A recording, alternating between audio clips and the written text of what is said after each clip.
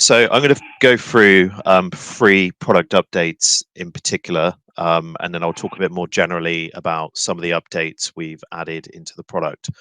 The first one I want to talk through is some of the user experience and UI updates we've made to the main modeler diagram editor. So, we've taken a lot of people's feedback on board in terms of the usability, and we've spent an awful lot of customers watching them build models and how they're using the tool.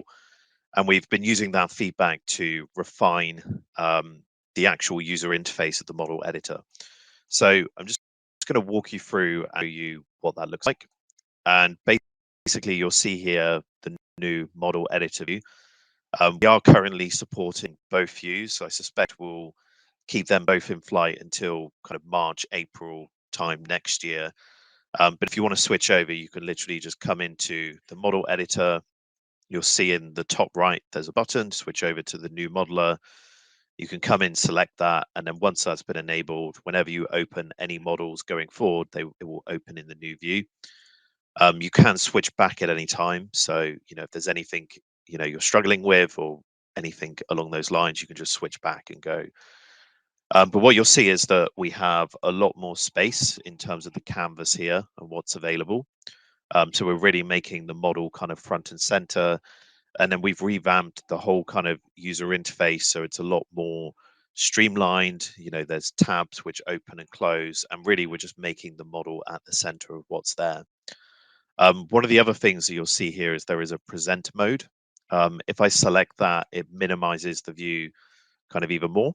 So you can really focus on presenting the model and being able to view it and being able to collaborate together on building out different visual models for whatever it is you're modeling, whether that be a requirement or an automation um, of the underlying system you're testing. We are also involved with a UX agency at the moment, so I just want to walk you through kind of some of the pieces that are in flight. This is obviously an area that we're going to be investing in quite heavily over the next 3 or 4 months. And what you'll see here is basically some wireframes that have been created for going through, firstly, the onboarding process as a user's creating a new project, they're uploading assets, and they're going through this kind of wizard-like approach. But then we've also got a revamped dashboard that we're going to be working into the product within the next month. And then as we go through, you'll see that we end up with an onboarding experience. We end up in the model explorer view, and then we end up working our way through into the model editor UI. So this is just, a couple of screens that we're working on at the moment, but obviously user interface, user experience is an area that we're going to be moving more and more into over time. But at the moment, the new UI editor is available within the cloud portal, and it's also available for our on-premise users as well. Okay, so hopefully you can get to grips with that. As I say, we are working through this at the moment. We'd love to get your guys' feedback. So as you're using this and you see any areas for improvement or any things that you aren't particularly enjoying as you're using it, just get in touch and we'd be happy to chat those through and see if we can incorporate those into the product moving forward. The next one I want to talk about is our support for visual automation. So this has come up quite a few times where you're trying to automate an application which isn't easily automated using more traditional technologies like Selenium for web, Appium for mobile, etc. So visual automation is a way to go into basically any environment. You can take screenshots of particular parts of the application you want to automate, and then using our visual automation, you can go in, you can say, click on a part of the screen that looks like this image, go and enter text over here, or you can use OCR to go and find particular bits on the screen that match certain pieces of text as well. So really, this is all about being able to automate kind of hard applications which aren't available using traditional technologies. A good example, which is pretty common in the enterprise world, is automating applications that are sat behind VDIs or sat behind some kind of Citrix environment where you're not natively able to interact with that application, but you have to go through this kind of layer where visual automation is basically the only option that's available.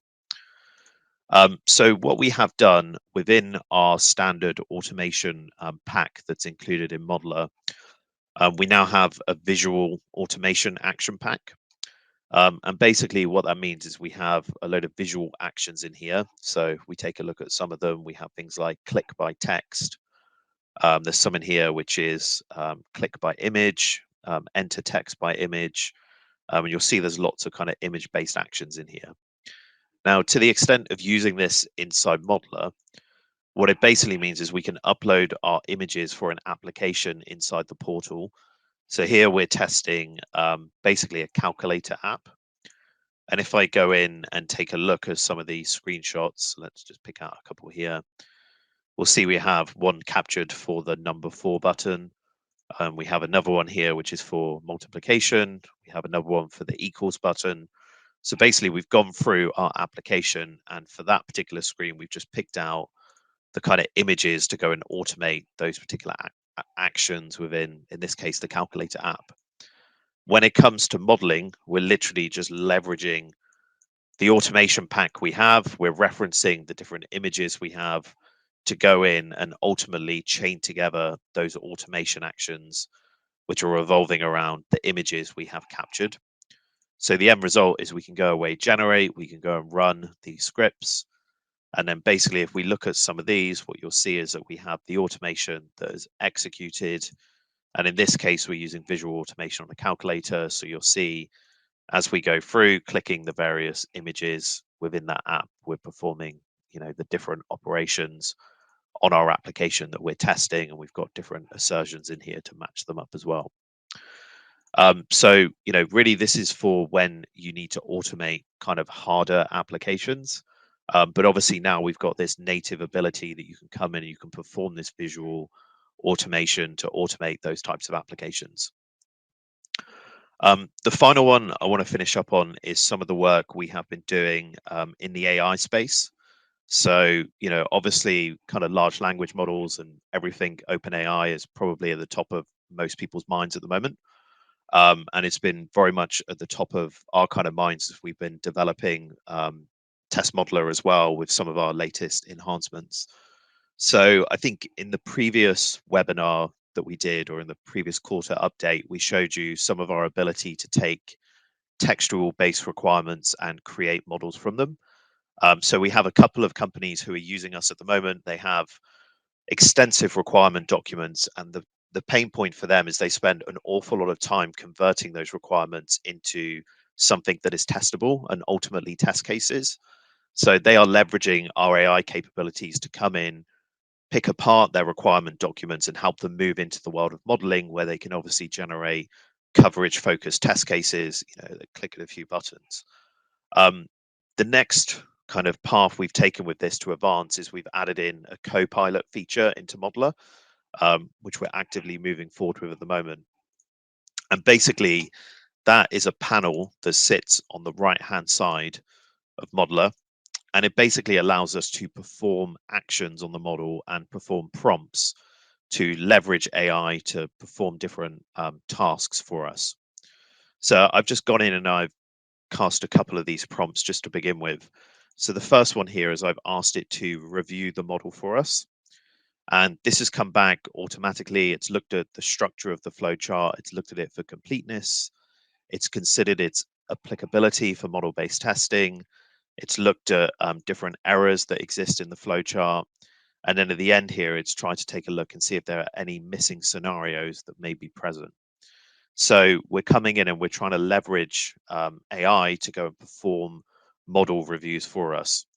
Now, an interesting avenue which we're working on at the moment is basically the ability to upload a requirements document and be able to provide prompts and match the model up against the requirements that exist. So an interesting use case there is being able to say, given these textual requirements I have, this is the model representation I have created. Are there gaps in my understanding? Are there pieces missing ultimately in the initial requirements or the other way around? So we're seeing this as a kind of fantastic tool to be able to come in and review models, understand gaps, and ultimately improve quality by using AI and large language models to help accelerate that. The other one here is I've just asked a simple question. When is a user authenticated? And here what it's come back with is an answer which tells me exactly the scenarios given the model that has been built of when a user ends up authenticated and what ends up going down and what scenarios lead to us being authenticated from that. One of the other capabilities that we've just been adding in to expand this is we've added in the ability where you can add your own prompts and you can edit existing prompts that exist as well.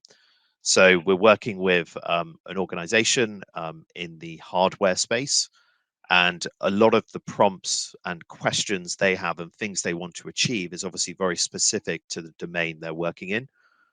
So they are using our capabilities here to build out their own prompts, which then ultimately become available as basically macros that exist, so they can come in and start to cast their own prompts against the models they've created. So we're seeing the Copilot as an accelerator that can help people create models to begin with. But then also we're seeing it as a capability to help people move into reviewing models, asking questions, and being able to move more into kind of deeper understanding and analysis of kind of model correctness and gaps that are in there as well. I've just picked out 3 features here, which were kind of the highlights over the past quarter that we've been working on. What I will say, and I think I bring this up in every webinar, is we have a pretty comprehensive set of release notes that are available for every release that we go through in Modeler, and along with them, we usually have a little description and a video that exists for each one. So, it is worthwhile taking a look at these. It goes into far more depth than I've gone in the webinar over each of the individual capabilities and features that have come out. But anyway, with that in mind, I'm going to hand it over to Hugh, who is going to go through some of the test data capabilities. There we go. Yeah. Hey. Okay, guys, can you hear me okay? Cool. All right. So let me just pile on in. Okay, so first one is the model. I think from the last time we talked about being able to we're working on, in effect, merging a lot more of the test data activities and modeling closer together and making it much easier to use. And what we've done now is added in kind of a drag and drop capability. So a bit like you can do with subflows, you can basically drag in the various different data activities, and they will then appear as decision gates inside the model. So I'll come back to the whys and the wherefores, but let's just have a quick look at one. So this is an example of, in this case, what we're doing is we've taken one of our finds, which is where we're doing a data lookup, and we've actually, this is actually kind of a new feature. We can actually model the finds. So here, what we've, if you look at the paths here, you'll see each one of these is obviously a different set of lookups, and here what we're looking for is different categories of data. Now, this actually has a kind of a spin-off benefit in that you can actually analyze your existing data to see how good it is for testing, and then it's sort of giving you an idea of how much data, how much variety you have in your data itself. We have other things for this, obviously the spot diagramming, and et cetera, et cetera. And if you come down here, you can then actually see, for example, that this one, category 1, has done a cost grading to 100. Yes, we have a Starbucks Intel Xeon. So they bought it, and that was what they bought. So that's kind of something like that. But how would you build this up? Now, let's just move that out of the way. If you go over to here, I've just created a completely empty model. This is available in the current release, by the way, and over here with the new layout, you'll see the data activities, and you can go to the data activities, and what we're going to do is just do a find. And let's go and do FOT find products, and that's going to import that. And we're basically just going to call it product. Now, what this will do, I haven't actually parameterized this one up yet. I would do that separately. And now what we want to do is we're going to look up some products, and the way you would look them up is by setting the variables using standard modeling.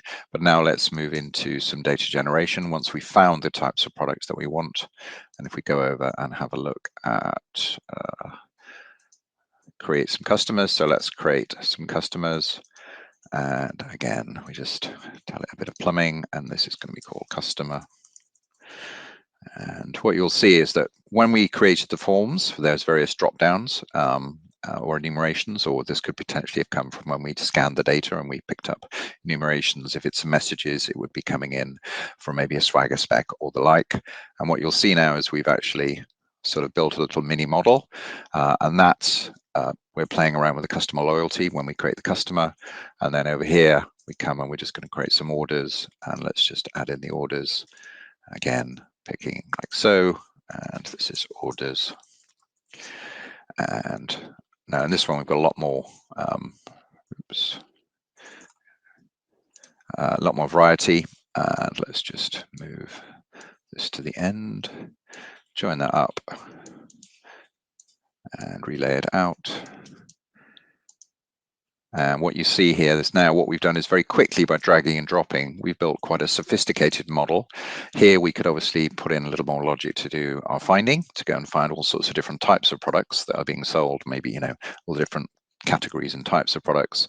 And then obviously when you go and do your generate, again, you're using all of the generation capabilities to make sure that you're finding all sorts of varieties of data. And then obviously when we're synthetically generating orders and customers, we're playing around with some of the parameters that have been exposed to be able to generate the data.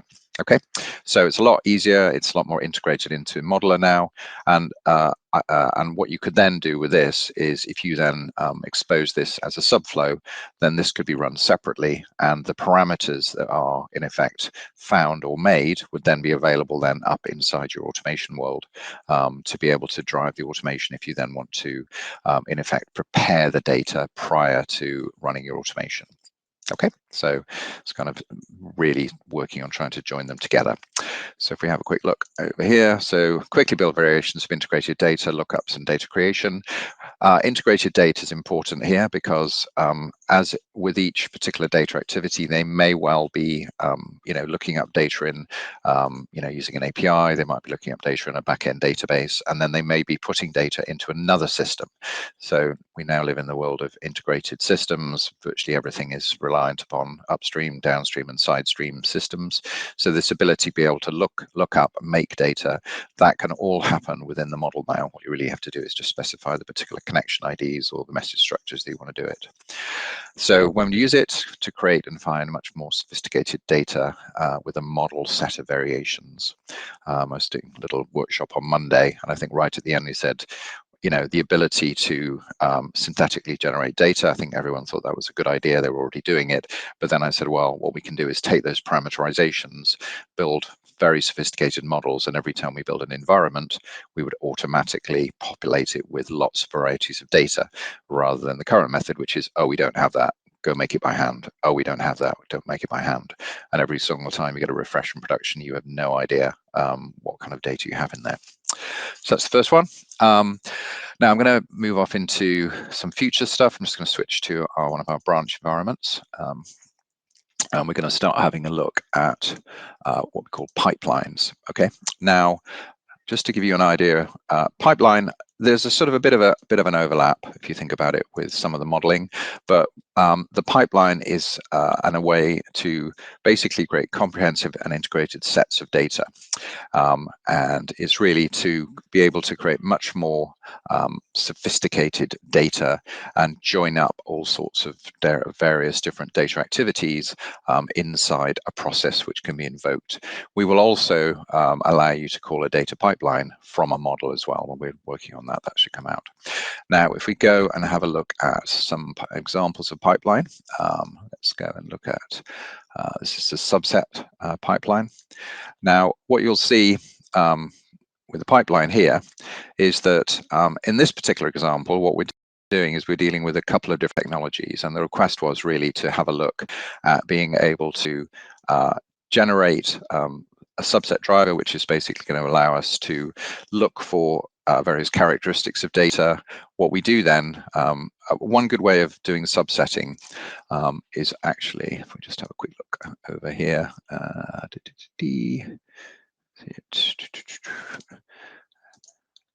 is to actually just create a driving table, and the driving table allows us to basically populate the primary keys of the data that you want to subset. Now, the advantage of this approach means that you can basically cast any queries you want, pull out the primary keys. If they're already selected, that's fine. And then you can synchronize this subsetter across multiple environments. Now, what's the effect of that? So you choose the data you want. We're then going to subset one database, which is a SQL Server database. Here we're going to take our OT database, and then we're going to run our masking.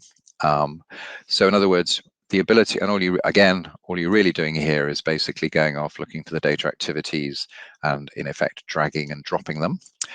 And if we go and run the subset, which is selected subset, no, is that the right one? Let me just make sure that's the right one. Yes, it is. So this one, you're basically coming in, and this is a query that we're running to give me this type of data, and I want to subset those. I'm going to create an audit report. So this is in effect, three things are happening here. This is the lookup, which is find the data that I'm interested in. This is the control for the subset, and this is the control for the masking. So we've kind of merged that into one. Previously, you would have to kind of almost run these as almost 5 separate jobs, or do some fairly interesting adjustments. Now you'll see here that this is actually hammering through multiple steps, and this is actually I think it's just done the gen. It's subsetted the first one. It's now subsetting the second one, and then give it a second. Now it's completed that one. Now it's running the masking. And if we just have a quick look at the log before it finishes, what you'll see here is that's all the subsetting that's going on, which is creating a smaller version of your database. It's got a lot of stuff happening. And similarly, that's now going across quite a really complicated database, this one, which was subsetting loads and loads. And then if we go back to the job, this is running the masking. And this is running the masking on the second one. And at the end, it gives you a little nice report telling you what you've done. So that's told us what's happened. And then if you come in here, just like you would normally do, you then get all of your amalgamated jobs that you would run. Here's the auditing that we turned on. And this is just, for the first few rows, we've just given you a little audit. And that's kind of this idea of being able to take this stuff here to be able to chain together the most common types of activities, which is mostly generation, subsetting, masking, finding, and general and messages. So basically most of the main activities. Now, if we take a look at another one, which is a little more, I'm going to actually maybe just go to that. Let's have a look at this one. Okay, I'm now going to talk about another thing we've done with messages. Now, if you look at, we're doing loads and loads of work with message structures. And if you kind of come in and have a look at, this is actually a really complicated structure to do with basically all sorts of, this is a standard Equifax consumer report JSON structure, which is kind of on the web. Now, what we'll also do is we will automatically convert that into a database. So the idea now is that we can take any message structure pretty much. We then model that, and you'll see our entity relationship diagrams. And what we've done is we've broken up that message into a little micro DB. In this case, I've just struck it in SQL Server. We're working on just putting it into pretty much anything. That's giving you the different structures here. Now, what does that mean? That means that we can now, if you look at this structure of this message, to be able to create really complex messages where you're playing around with numbers of different amounts of employment history, amount of address changes, amount of bank fees, it's very difficult to do that with kind of templates or anything like that, or being able to kind of hack JSON messages or go into backend systems. Here, what we're doing is we're giving you an amazing ability to be able to create very, very sophisticated message structures. And this would also apply to databases as well, because you're kind of breaking it down into these more interesting structures. Now, if we go and look at our pipeline, sorry, let me just go find that pipeline. let's look at data activities pipeline, and we look at this one and look at the pipeline here, you'll see that in effect we've broken these down into different types of generations. So we're going to start with just the main route, which is, this is where it gets interesting, and you might want 2 or 3 different credit reports here. You'll see that what we've done in the model is we've actually overlaid the relationships between these, between the actual, in this case, they're tables, but the tables then map directly through to the message structures. And here you could, if you click on this and click on here, what you can do is you can then expose this information as minimums and maximums. So when you're generating the data, if I'm going to generate a bunch of consumer reports, I'm going to do 1 of these for each one, but then I'm going to have between 2 and 6 of these, and then you might want to go into the addresses. If we open up the addresses, you'll see lots of information that's hanging off that. And again, if you click on this one, this one, you'll see here we're exposing them. So you can either have fixed values, you could have a range. So I want between 1 and 10 of these. And then what you can also do is expose them in the form. So you can either hard code them, which means when we generate them, we'll stick to that, or we would have them exposed in the form. And if we go back to our pipeline, when we actually request the data now, you would come in and you will see what we've done then is how many routes do you want, how many consumers per route, between 1 and 5, and then we've basically kind of auto built you anything that's exposed, and you can play around with these parameters. Again, if you submit this is now going to generate the data out, and we'll just start it off. I won't let it finish, but you'll get the idea. So the idea here is that we're doing a bunch of distinct publishes, but that data that's being created, let's just have a look at the back end as it's chuntering away. I'll just look at the server. If you come in here, you'll see that we're basically, in this case, we just turned on the auditing, and we're basically creating very complex and sophisticated sets of data within here, using all of the power of the data generation engine, which is obviously extremely powerful. And if you link that with the find capabilities as well, then you're using the ability to find matching data to populate some of the data within here, which is fairly normal in data gen. A lot of the data is reference data and the like. Okay, so coming back to this, messages converted to database. Once you've imported, now the other thing we do, once we've converted that structure into a database, we can obviously import your existing messages and do very sophisticated analysis on it. And that would tell us the number of address changes, the number of bankruptcies, the minimums, the maximums, all of the stuff that we do with the scanning, which is pretty sophisticated. We could then use that to create similar sets of production-like data with the same characteristics, or in a much more interesting way would be to obviously model it out and create better sets of data in your development environments. Now, the other thing that we're working on, which is almost just, so here you can see this is finished, like so, is that we're now also moving into this idea of being able to take, let's have a look at Swagger specs. If you think about a Swagger spec, it's basically a payload, which is a lot to do with requests and responses. And we're also now working on this ability to, so if we go, where are we? Yeah, if we go look at workers, click on that one, you'll see basically we have, let's maybe just do post. Let's look at the post. So if you post here, what we can do then is, if you think about the body, we're going to create that then in effect with the same stuff on here. We've got the same structure concepts, and what we're going to be able to do is then in effect populate your payloads for 2 reasons. One is if you're trying to post sophisticated data into a back-end ERP system where you're doing all sorts of variations and you roll that in with Modeler, or the other one then is to actually create a back-end response database. So maybe you're using Parasoft or WireMock or something like that.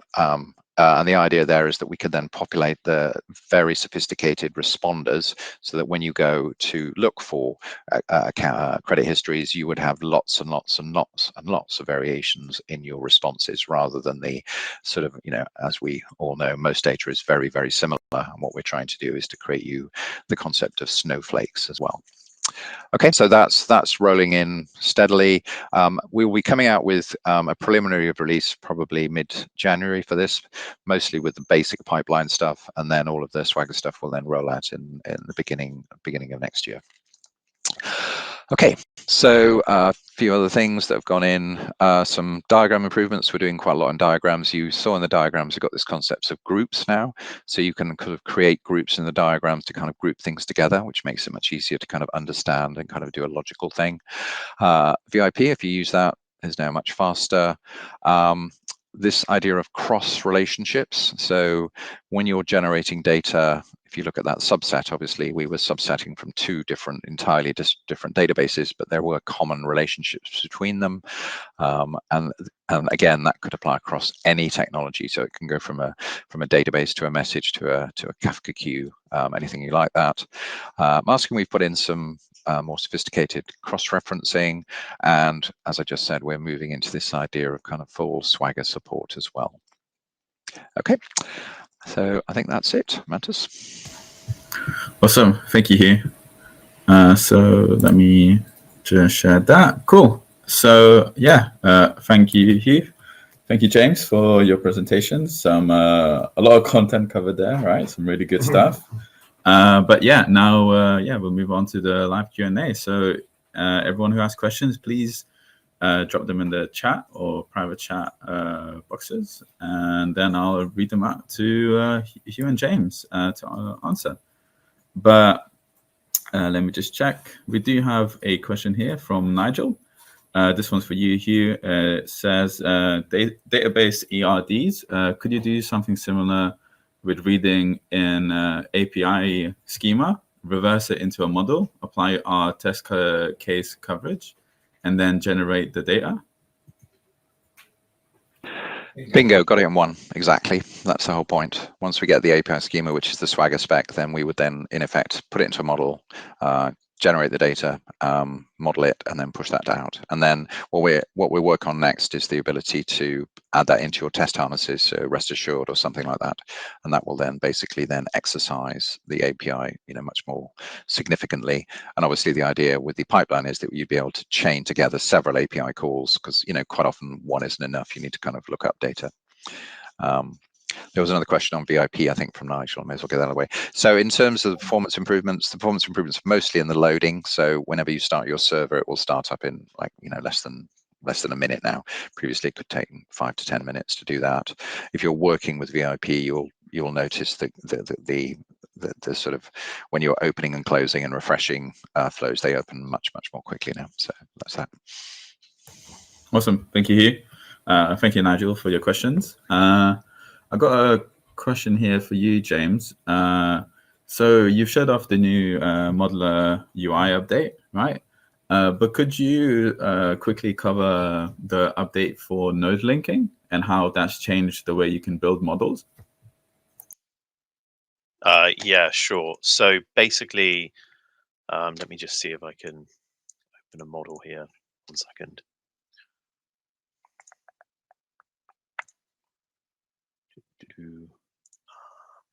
Okay, let me share my screen.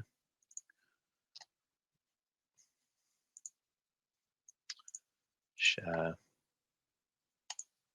Okay, yeah, so basically we have changed the way you link nodes together within Modeler.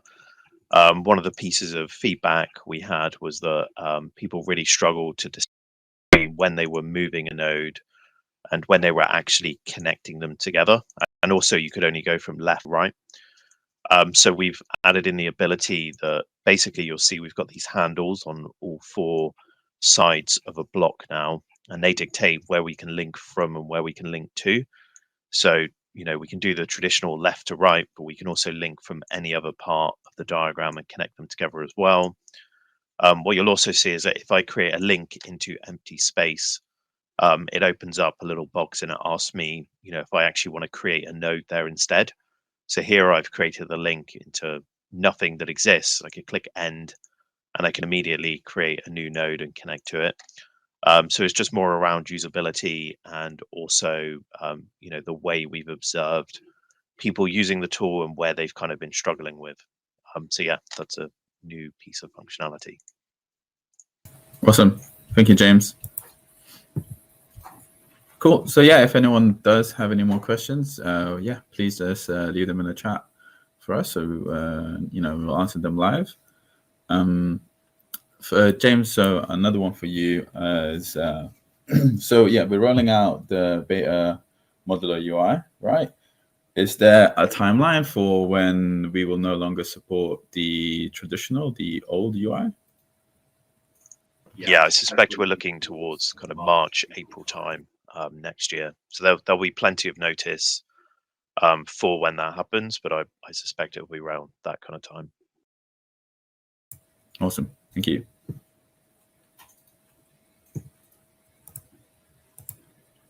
Cool. So yeah, I think we can close it out here today. So I just want to say thanks to everyone for your questions and to my colleagues for the great presentation today. Thank you everyone who's joined. If you'd like to carry on the conversation following the product update, there are a number of ways you can get in touch. All of these links and slides will be shared with you in a follow-up email. If you'd like to learn more or still have questions, please get in touch with either James or Hugh via email. If you know a colleague who might be interested in our product updates, then share the recording and future updates with them. And finally, please follow Curiosity on LinkedIn and Twitter or visit our website to stay up to date with our latest updates. And then details on next year's product update webinars will be shared soon. So look out for email announcement on that. And yeah, I think so. All that remains to be said is a huge thank you for everyone for joining, and a massive thank you to James and Hugh for presenting today. Yeah, see you all on our next product update webinar. Thank you.